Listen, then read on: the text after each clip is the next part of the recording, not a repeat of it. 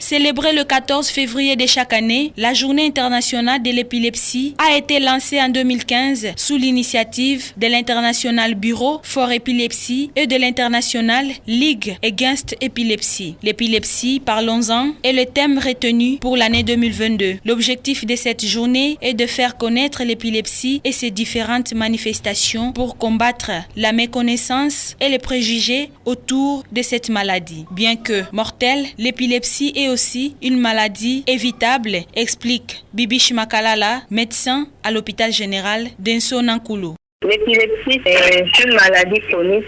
On peut naître avec, c'est-à-dire être transmise par les parents.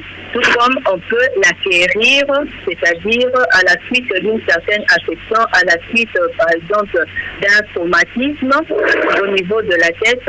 Et les symptômes, je vous ai dit, en grande partie, c'est plus les crises convulsives pendant les crises, parce qu'en dehors des crises, il n'y a pas de symptômes assez parlants. On peut l'éviter, par exemple, en prenant certaines précautions assez adéquates, par exemple en assurant une bonne maternité pour éviter les lésions au niveau de la tête.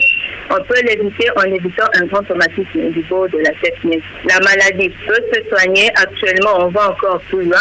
Lorsque la cause probable est décelée, on peut arriver à enlever la cause et guérir complètement la personne de son histoire.